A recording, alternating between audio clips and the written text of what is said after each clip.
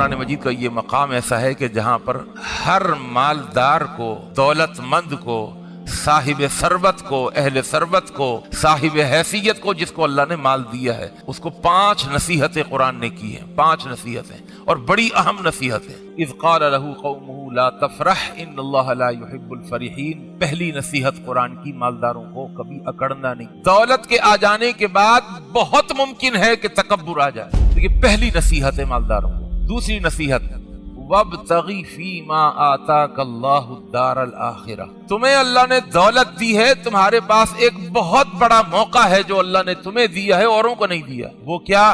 اپنی اس دولت سے اپنی آخرت کو خریدنا ضرور، اپنی اس دولت سے صرف اپنی دنیا کو خریدنے میں نہ لگے رہنا کہ دولت بہت ہے تو اب اپنی دنیا کو خریدتے چلے جاؤ، دنیا کو بڑھاتے چلے جاؤ، اور تمہاری ساری کوشش، کاوش، تمہاری جد و جہد، تمہاری محنت، تمہاری توانائیاں ساری ان چیزوں پر اور دنیا کے کاموں پر صرف ہوتی چلی جائیں، اور اپنے کاروبار کو، اپنی دولت کو بڑھاتے چلے جاؤ، اور ساری صلاحیتیں صرف دنیا کے حصول پر خرچ کرتے چلے جاؤ، اور تم اس دولت سے آخرت کو نہ خریدو، یہ غلطی نہ کرنا۔ آخرت کو بھی کماؤ، جس طرح اس پیسے سے تم نے اپنی دنیا کو خوبصورت بنا لیا، اس پیسے سے اپنی آخرت کو بھی خوبصورت بنا لو۔ وَابْتَغِ فِيمَا آتَاكَ اللَّهُ الدَّارَ الْآخِرَةَ وَلَا تَنْسَ نَصِيبَكَ مِنَ الدُّنْيَا، یہ بھی ایک بہت بڑی نصیحت ہے۔ کہیں ایسا نہ ہو کہ تم اب اس پیسے سے صرف آخرت ہی کماتے رہو۔ کتنا اعتدال والا دین ہے یہ ہمارا۔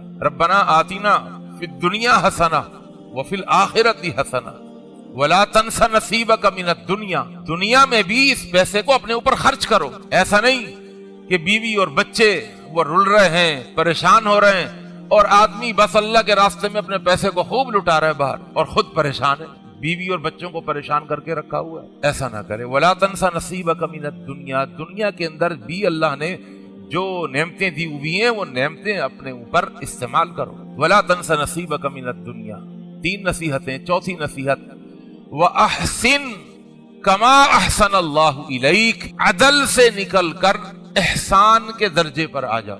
عدل کہتے ہیں برابری کو، جیسا سامنے والے نے کیا ویسا آپ نے کر دیا، اس کو عدل کہتے ہیں۔ اس سے آگے بڑھو، تمہارے پاس پیسہ ہے، تمہارے پاس دولت ہے، تمہارے پاس کام کرنے والے کام کر رہے ہیں، تم نے ان کی اجرت اور مزدوری مقرر کر دی، تم ان کو ان کی اجرت اور مزدوری اتنی ہی دے رہے ہو جتنی مقرر کر دی، متعین کر دی۔ یہ تمہارا کام نہیں ہے، تمہیں اللہ نے دولت دی ہے۔ کہ آپ کا ایک ملازم ہے، اس کی آپ 20,000 روپے تنخواہ دیتے ہیں، اور آپ کو پتا ہے کہ یہ بڑا اچھا آدمی، اس کے ساتھ عدل والا معاملہ کرتے ہیں کہ 20,000 کا تمہارا کام تھا، یہ 20,000 روپے اس کی اجرت مزدوری لے لو۔ یہ عدل ہے، یہ برابری ہے۔ لیکن ایک ہوتا ہے عدل سے بڑھ کر فضل۔ فضل یہ تنخواہ تو تمہاری 20 ہے، یہ 10 اور لے لو مجھ سے، یہ 20 اور لے لو مجھ سے۔